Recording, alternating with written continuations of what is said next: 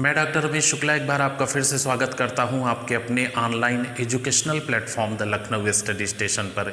ये क्लास हमारा चल रहा है भारतीय दंड संहिता 1860 यानी इंडियन पिनल कोड 1860 का। और आज की इस क्लास में जो कि क्रम में देखा जाए अगर वीडियो लेक्चर में तो 15वां क्लास है और इसमें हम आपसे बात करेंगे भारतीय दंड संहिता के अध्याय 11 पे, जिसका संबंध है मिथ्या साक्ष्य और लोक न्याय के विरुद्ध अपराधों के विषय में, यानी of false evidence and offences against public justice. Offences against public justice यानी लोक न्याय के विरुद्ध अपराधों के विषय में। अच्छा, इस अध्याय में जो वर्णित सेक्शन हैं ये आपके 191 से लेकर के 229 का तक हैं, यानी हमें जो पढ़ना है वो धारा 191 से लेकर 229 का तक पढ़ना है। लेकिन आज का जो क्लास है ये 15वां वीडियो लेक्चर है, इसमें हम आपसे बात करेंगे धारा 191 से लेकर केवल धारा 211 तक, जबकि इसका जो अगला क्लास होगा यानी 16वां भाग होगा उसमें हम सेक्शन 212 से लेकर के 229 का तक बात करेंगे। तो इसका जो पहली धारा 191 है उसका संबंध है मिथ्या साक्ष्य देना। मिथ्या मतलब झूठी, साक्ष्य मतलब गवाही या एविडेंस देना। तो मिथ्या साक्ष्य देना यानी झूठी गवाही देना। अब इसको ध्यान से देखिएगा, यहाँ पे हमने एक उदाहरण जिसको दृष्टांत कह सकते हैं उसके बारे में भी मेंशन किया है। जो कोई शपथ द्वारा सत्य कथन करने के लिए वैध रूप से आबद्ध होते हुए ऐसा कथन करेगा जो मिथ्या है और जिसके मिथ्या होने का ज्ञान और विश्वास उसे है, तो माना जाएगा कि उसने मिथ्या साक्ष्य दिया है। आप बिल्कुल स्पष्ट रखिएगा, जो कोई शपथ द्वारा सत्य कथन करने के लिए वैध रूप से आबद्ध होते हुए या किसी विधि के दायरे में आते हुए ऐसा कथन करेगा जो मिथ्या है और जिसके मिथ्या होने का ज्ञान उससे विश्वास है कि वह मिथ्या है, तो ऐसा माना जाएगा कि उसने मिथ्या साक्ष्य दिया है यानी झूठी गवाही दी है। अच्छा, यहाँ पे एक उदाहरण लिखा हुआ है जिसको मैं पढ़ रहा हूँ, ध्यान से सुनिएगा। का सत्य कथन करने के लिए विधि द्वारा आबद्ध होते हुए कथन करता है कि अमुक हस्ताक्षर, यानी जो भी मेंशन है, जो भी उसके सामने दिखाया गया है, अमुक हस्ताक्षर के संबंध में वो विश्वास करता है कि वह या का हस्तलेख है यानी हैंड राइटिंग या की है। का सत्य कथन करने के लिए विधि द्वारा आबद्ध होते हुए कथन करता है कि पर्टिकुलर हस्ताक्षर जो है के संबंध में वो विश्वास करता है कि ये या का लिखा हुआ हस्ताक्षर है, या का हस्तलेख है, जबकि वह या का हस्तलेख होने का विश्वास नहीं करता है। यहाँ का वह कथन करता है जिसका मिथ्या होना वह भली भांति जानता है, अतः का ने मिथ्या साक्ष्य देने का अपराध किया है। तो ये आपका जो दृष्टांत लिखा है इससे बिल्कुल स्पष्ट हो गया होगा कि मिथ्या साक्ष्य देने से तात्पर्य क्या है। तो यहाँ पे ये दृष्टांत आप अच्छे से नोट कर लीजिएगा और आप इसकी डेफिनेशन और दृष्टांत को मिलाकर के चीज़ों को बहुत ही स्पष्ट तरीके से समझ जाएंगे। जनरली तो आपसे यही पूछा जाएगा कि धारा 191 में क्या है, तो मिथ्या साक्ष्य देना। अब यहाँ पे एक ऐसा व्यक्ति जो विधि द्वारा आबद्ध है कोई कथन करने के लिए या साक्ष्य देने के लिए, लेकिन वह एक ऐसा कथन करता है जिसका मिथ्या होना वह भली भांति जाना जाता है कि ये जो कथन कर रहा है वो मिथ्या है, तो माना जाएगा कि उसने जो है झूठी गवाही दी है। तो इसके लिए जो दंड का प्रावधान किया गया है वो 193 में किया गया है। आइए नेक्स्ट पॉइंट पर। नेक्स्ट पॉइंट आपका है धारा 192 मिथ्या साक्ष्य गढ़ना, यानी धारा 191 आपने देखा कि मिथ्या साक्ष्य देना और धारा 192 है मिथ्या साक्ष्य गढ़ना। गढ़ने का मतलब है बनाना या रचना करना। तो यहाँ पे इसको ध्यान से देखिएगा, धारा 192 मिथ्या साक्ष्य गढ़ना और इनके दोनों के लिए 191 यानी मिथ्या साक्ष्य देना और 192 मिथ्या साक्ष्य गढ़ना, जो दोनों के लिए जो है दंड का प्रावधान किया गया है वो 193 में किया गया है। तो धारा 192 मिथ्या साक्ष्य गढ़ना, भारतीय दंड संहिता की धारा 192 के तहत जो कोई इस आशय से किसी परिस्थिति को अस्तित्व में लाएगा यानी कोई सिचुएशन क्रिएट करेगा, समझ रहे हैं। भारतीय दंड संहिता की धारा 192 के तहत जो कोई इस आशय से किसी परिस्थिति को अस्तित्व में लाता है, यानी कोई सिचुएशन क्रिएट करता है, या किसी पुस्तक, किसी अभिलेख का मतलब रिकॉर्ड हो गया, या इलेक्ट्रॉनिक अभिलेख हो गया जो कंप्यूटराइज्ड रिकॉर्ड है, इसमें जाली प्रविष्ट करता है। प्रविष्ट का मतलब एंट्री करता है।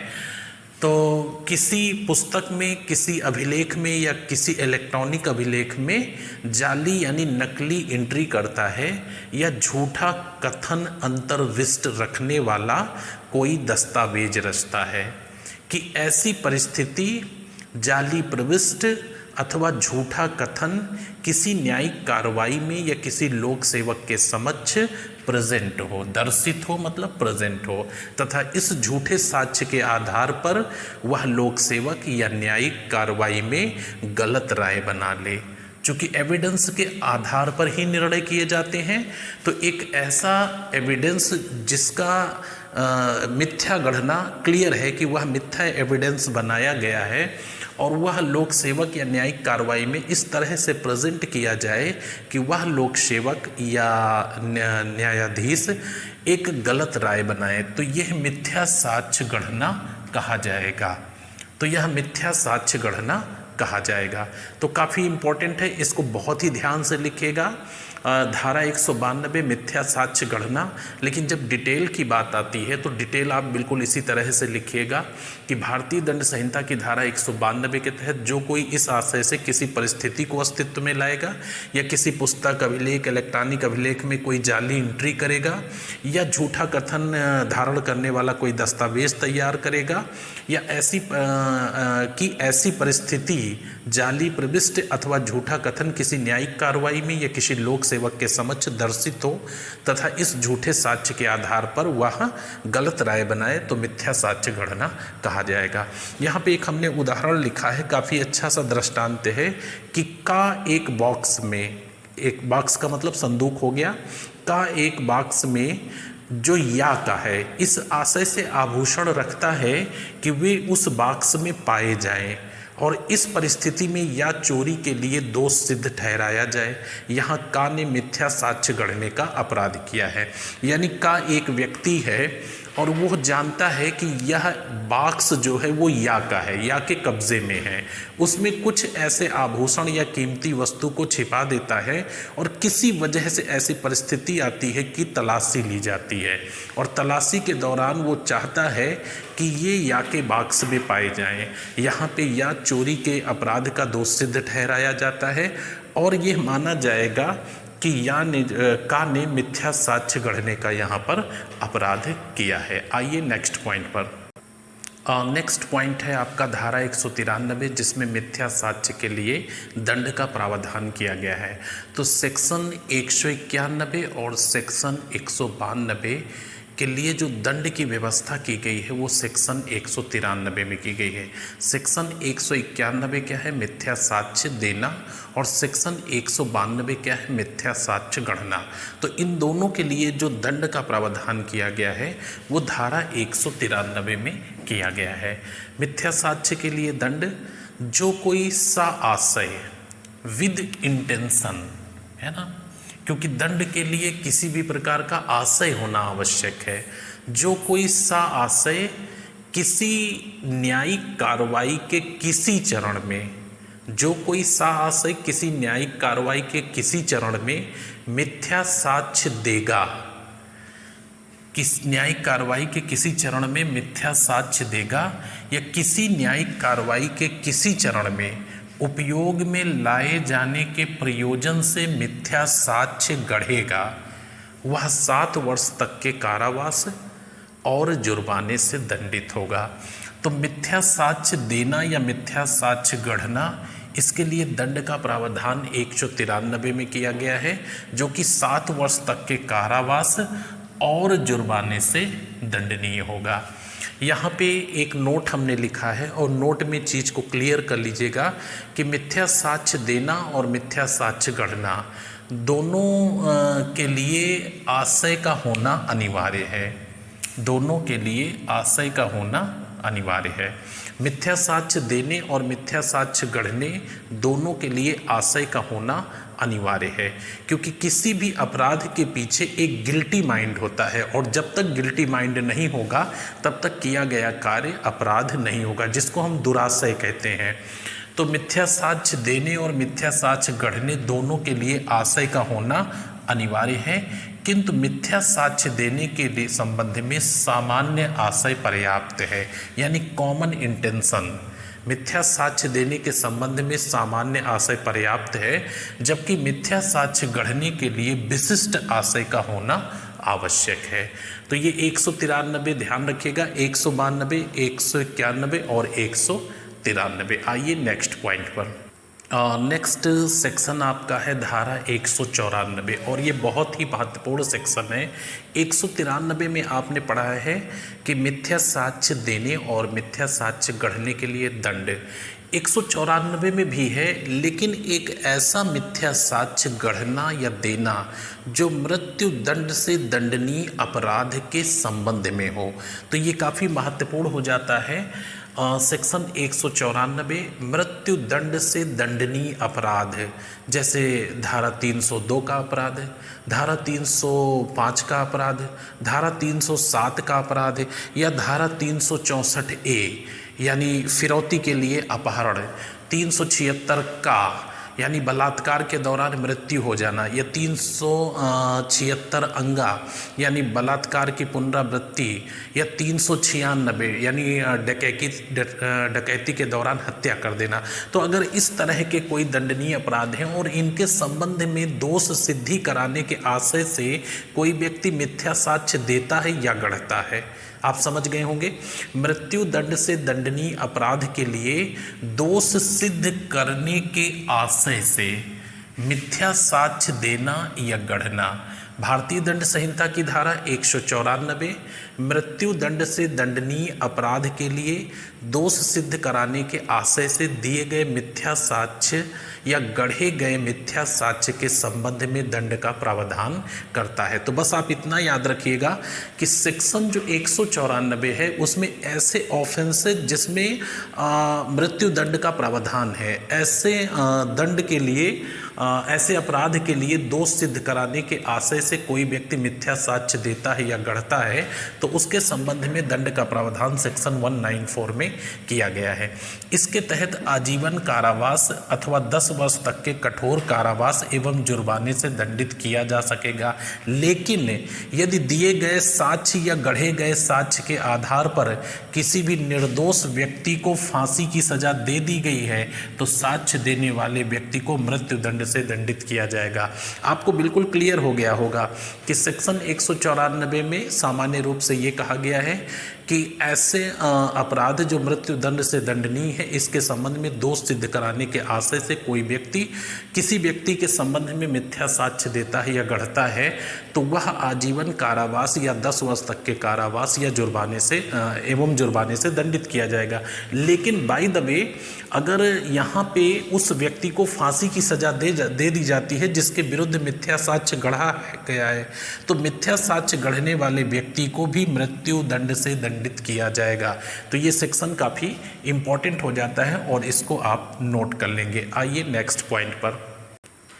नेक्स्ट सेक्शन है 195 का, धारा 195 का, जिसमें कहा गया है किसी व्यक्ति को मिथ्या साक्ष्य देने के लिए धमकी देना। किसी व्यक्ति को मिथ्या साक्ष्य यानी फॉल्स एविडेंस, झूठी गवाही देने के लिए धमकी देना।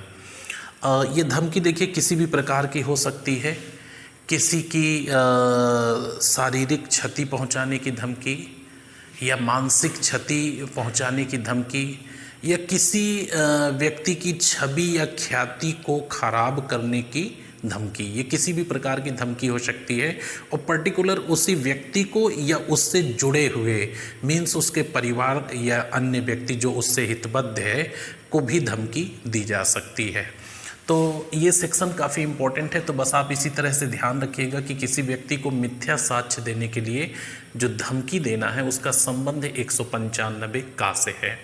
इसके तहत जो कोई किसी व्यक्ति को या उससे हितबद्ध किसी व्यक्ति को, हितबद्ध का मतलब रिलेशन में जो है, हितबद्ध किसी अन्य व्यक्ति को मिथ्या साक्ष्य दिलाने के आशय से अपहानि कारित करने की धमकी देता है।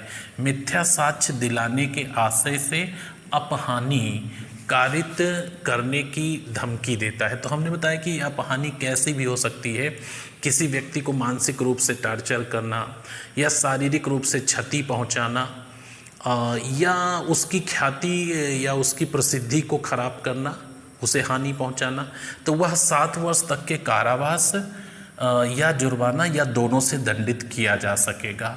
7 वर्ष तक के कारावास या जुर्माना या दोनों से दंडित किया जा सकेगा। लेकिन अगर इस साक्ष्य से, जो कि मिथ्या साक्ष्य, अगर इस साक्ष्य से निर्दोष व्यक्ति जो है दोष सिद्ध हो जाता है, किंतु यदि निर्दोष व्यक्ति ऐसे साक्ष्य के परिणाम स्वरूप दोष सिद्ध किया जाता है तो उसे उसी दंड से दंडित किया जाएगा जिससे निर्दोष व्यक्ति दंडित हुआ है। यानी एक व्यक्ति किसी व्यक्ति को मिथ्या साक्ष्य देने के लिए धमकी देता है और वह व्यक्ति इस धमकी के परिणाम स्वरूप मिथ्या साक्ष्य देता है, और जो तीसरा व्यक्ति है वो न्यायालय द्वारा दोष सिद्ध किया जाता है।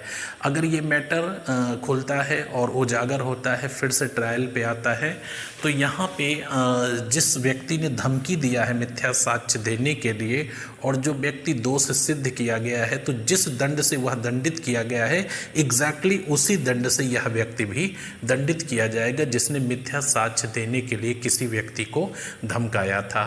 तो 195 का ध्यान रखिएगा। आइएगा नेक्स्ट पॉइंट पे। नेक्स्ट पॉइंट है आपका धारा 197 और धारा 198। तो धारा 197 में ये कहा गया है कि मिथ्या प्रमाण पत्र जारी करना या हस्ताक्षरित करना, और धारा 198 में उस मिथ्या प्रमाण पत्र को जिसका मिथ्या होना ज्ञात है सच्चे प्रमाण पत्र के रूप में उपयोग लाना।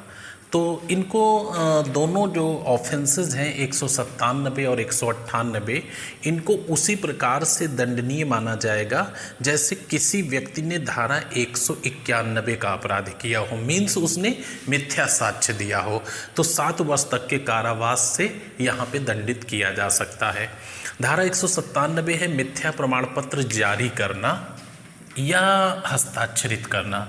इसके तहत जो कोई मिथ्या प्रमाण पत्र जारी करेगा या हस्ताक्षरित करेगा वह उसी प्रकार से दंडित किया जाएगा मानो उसने मिथ्या साक्ष्य देने का अपराध किया हो। ठीक है। धारा 198 क्या कहती है कि प्रमाण पत्र को जिसका मिथ्या होना ज्ञात है, एक ऐसा प्रमाण पत्र जिसको किसी व्यक्ति को मिथ्या होना भली भांति मालूम है या उससे अवगत है, इसके बावजूद वह सच्चे प्रमाण पत्र के रूप में उसको काम में लाता है या उपयोग में लाता है।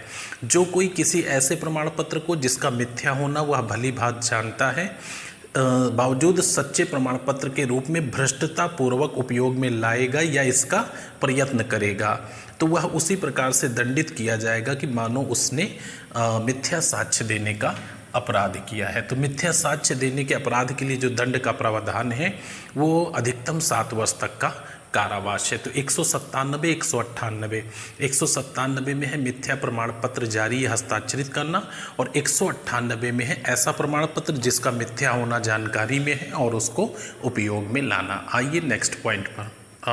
नेक्स्ट पॉइंट आपका है सेक्शन 201, जो कि बहुत ही महत्वपूर्ण है और आप इसको काफ़ी अच्छे से ध्यान रखेंगे।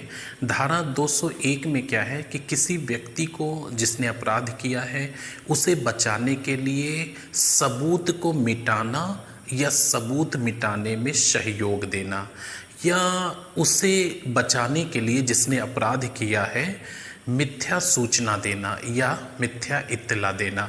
तो सेक्शन 201 काफ़ी इम्पोर्टेंट है और इसको बहुत ध्यान से देखेंगे। अपराध के साक्ष्य का विलोपन, विलोपन से तात्पर्य है कि अपराध का जो सबूत है उसे छुपाना या छुपाने में सहयोग देना, दोनों बातें हैं। तो अपराध के साक्ष्य का विलोपन या अपराधी को प्राच्छादित करने के लिए मिथ्या इत्तला देना, प्राच्छादित यानी बचाने के लिए। जो कोई भली भांति जानते हुए कि कोई अपराध किया गया है और वह अपराधी को दंड से बचाने के लिए साक्ष्य को छुपाएगा या अपराध के संबंध में ऐसी इत्तला देगा जिसके मिथ्या होने का उसे ज्ञान या विश्वास है। तो यदि मृत्यु दंड से दंडनीय अपराध है तो वह 7 वर्ष तक के कारावास और जुर्माने से दंडित किया जाएगा, किंतु यदि आजीवन कारावास से दंडनीय अपराध है तो 3 वर्ष तक के कारावास और जुर्माने से दंडित किया जाएगा, किंतु यदि 10 वर्ष से कम दंड से दंडनीय अपराध है तो उस अपराध के लिए उपबंधित किए गए या प्रावधानित किए गए अधिकतम दंड के 1/4 कारावास अथवा जुर्माना अथवा दोनों से दंडित किया जाएगा।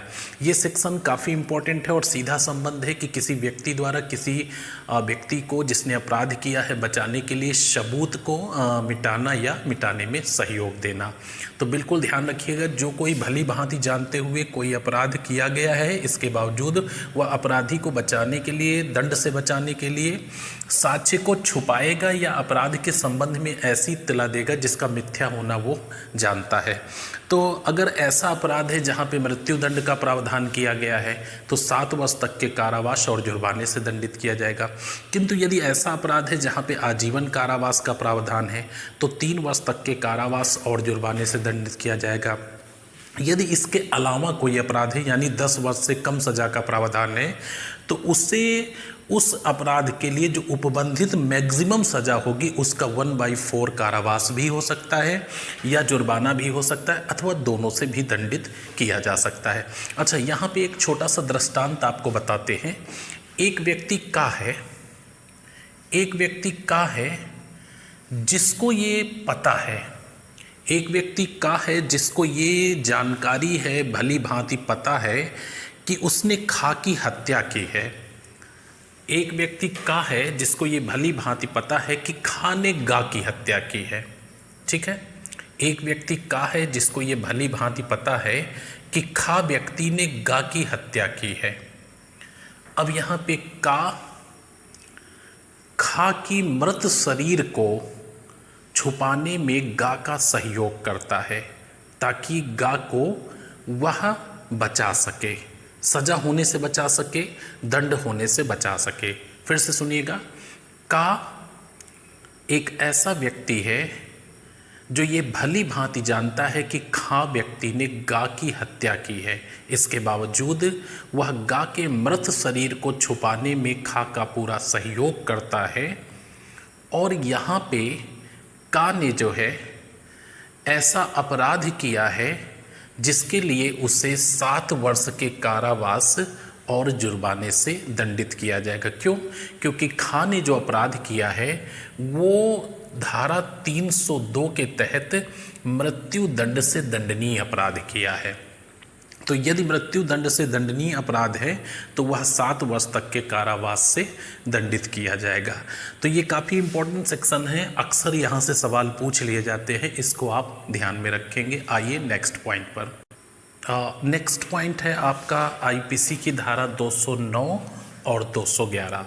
सामान्य अर्थों में 209 में क्या है, किसी न्यायालय में जो है फर्जी दावा करना, किसी चीज़ के संबंध में कोई प्रॉपर्टी है या अन्य कोई चीज़ है जिसमें कपटपूर्वक या बेईमानी से कोई क्षति या क्षोभ कारित करने के आशय से कोई दावा करना। और 211 में क्या है कि किसी के खिलाफ फर्जी मुकदमा लिखवाना, FIR लिखवाना। तो 209 और 211 ये आज लास्ट सेक्शन है। पहले 209 देखिए, बेईमानी से न्यायालय में मिथ्या दावा करना। बेईमानी से न्यायालय में मिथ्या दावा करना आईपीसी का सेक्शन 209। जो कोई कपटपूर्वक या बेईमानी से या किसी व्यक्ति को क्षति या क्षोभ कारित करने के आशय से न्यायालय में कोई ऐसा दावा करेगा जिसका मिथ्या होना वह जानता है, जिसका मिथ्या होना वह जानता है, तो 2 वर्ष तक के कारावास और जुर्माने से दंडित हो सकेगा। तो बिल्कुल ध्यान रखिएगा इस चीज़ का कि जो कोई व्यक्ति कपटपूर्वक या बेईमानी से किसी व्यक्ति को क्षति या क्षोभ कारित करने के आशय से न्यायालय में कोई ऐसा दावा करता है जिसका वह झूठा होना या मिथ्या होना भली भांति जानता है, तो वह 2 वर्ष तक के कारावास और जुर्माने से दंडित हो सकेगा। जबकि सेक्शन 211 क्या है कि क्षति कारित करने के आशय से अपराध का मिथ्या आरोप लगाना, यानी किसी व्यक्ति के खिलाफ कोई झूठा परिवाद लाना या झूठी एफआईआर या झूठा मुकदमा कराना। तो जो कोई किसी व्यक्ति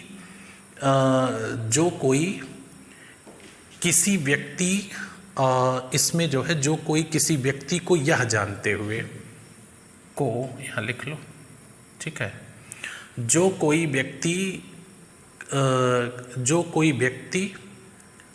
किसी व्यक्ति को यह जानते हुए कि उस व्यक्ति के विरुद्ध कोई कार्रवाई या आरोप न्याय संगत या विधिपूर्ण नहीं है, इसके बावजूद उसे क्षति कारित करने के आशय से उसके विरुद्ध परिवाद का मतलब क्या होता है, कंप्लेन या शिकायत लाएगा या आरोप लगाएगा, तो वह 2 वर्ष तक के कारावास अथवा जुर्माना अथवा दोनों से दंडित किया जाएगा। फिर से इसको देखिएगा, 211 आईपीसी का सेक्शन क्या कहता है कि क्षति कारित करने के आशय से अपराध का मिथ्या आरोप लगाना, यानी झूठा आरोप लगाना। तो जो कोई किसी व्यक्ति को यह जानते हुए कि उस व्यक्ति के विरुद्ध कोई कार्यवाही या आरोप न्याय संगत या विधिपूर्ण नहीं है, किसी भी प्रकार से जस्टिफाई या वैलिड नहीं है, इसके बावजूद भी उसे क्षति कारित करने के आशय से उसके विरुद्ध परिवाद लाएगा या आरोप लगाएगा, वह 2 वर्ष तक के कारावास अथवा जुर्माना अथवा दोनों से दंडित किया जाएगा। किंतु यदि यही कार्य 7 वर्ष से अधिक के कारावास अथवा मृत्युदंड अथवा आजीवन कारावास से दंडनीय अपराध के संबंध में हो, यानी ऐसा परिवाद या ऐसी एफआईआर कराई जाए जो 7 वर्ष से अधिक कारावास से दंडनीय हो अथवा मृत्युदंड से दंडनीय हो अथवा आजीवन कारावास से दंडनीय हो, तो इस संबंध में 7 वर्ष तक के कारावास व जुर्माने से दंडित किया जा सकेगा। यानी कोई व्यक्ति किसी व्यक्ति के खिलाफ ऐसा मुकदमा लिखाता है, ऐसे ऑफेंस का मुकदमा लिखाता है जिसमें मृत्युदंड का प्रावधान किया गया है या 7 साल से ज़्यादा की सजा है या आजीवन कारावास का प्रावधान किया गया है, तो इस संबंध में झूठी एफआईआर कराने वाले व्यक्ति को 7 वर्ष तक के कारावास व जुर्माने से दंडित किया जा सकता है। तो धारा 209 और 211, अभी 211 का एक उदाहरण और एक छोटा सा नोट मैं आपको लिखा देता हूं। तो इस तरह से ये आपका भाग 15 जो है सेक्शन 191 से 211 तक कंप्लीट हो जाएगा। जो भाग 16 होगा उसमें भी हम आपसे अध्याय 11 के ही कुछ पॉइंटों पे बात करेंगे, जो कि सेक्शन 212 से लेकर के 229 का तक होंगे। तो इसका एक उदाहरण और एक नोट, छोटा सा नोट करा देते हैं। आइए देखें, ये नेक्स्ट 2 पॉइंट आपके सामने और लास्ट में लिखे हुए हैं। एक तो हमने उदाहरण यानी दृष्टांत आपको बताया है और दूसरा एक नोट है। आपने धारा 182 में पढ़ा था मिथ्या इत्तिला देना, यानी झूठी सूचना देना किसी अपराध के संबंध में। तो धारा 182 का संबंध है मिथ्या इत्तला देना, जबकि धारा 211 क्या है, मिथ्या आरोप लगाना। तो इसके बारे में हमने एक टिप्पणी लिख दी है कि धारा 182 में मिथ्या इत्तला देना जबकि धारा 211 में मिथ्या आरोप लगाना है। ये चीज़ आपको क्लियर है, पीछे आप पढ़ चुके हैं और अभी देख रहे हैं। धारा 182 के अंतर्गत मिथ्या इत्तला देने वाले को उसके मिथ्या होने का ज्ञान आवश्यक है।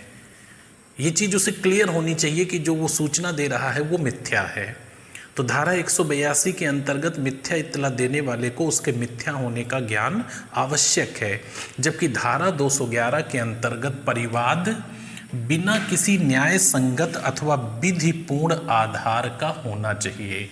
यानी अगर कोई व्यक्ति वास्तव में किसी की ऐसे व्यक्ति के विरुद्ध एफआईआर कराता है जिसने एक्चुअल में अपराध किया है, तो फिर एफआईआर करने वाला व्यक्ति जो है कोई अपराध नहीं कर रहा है, लेकिन यही व्यक्ति किसी ऐसे व्यक्ति के खिलाफ एफआईआर कराता है या ऐसा परिवाद लाता है जो कि बिना किसी न्याय संगत अथवा विधिपूर्ण आधार का है, तो यह माना जाएगा कि वह 211 का अपराध करता है। तो धारा 182 में मिथ्या इत्तला देना जबकि 211 में मिथ्या आरोप लगाना है।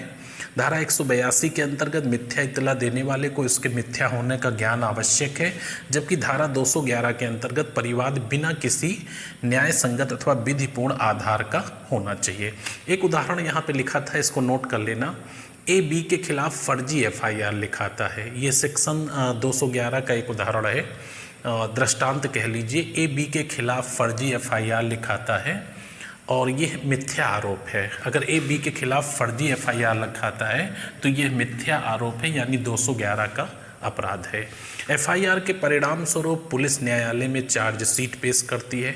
जाहिर सी बात है, जब एफआईआर हुई है तो एक विवेचक नियुक्त किया जाएगा और विवेचक मामले की जांच करके एक आरोप पत्र बनाएगा और आरोप पत्र को न्यायालय में पेश करेगा।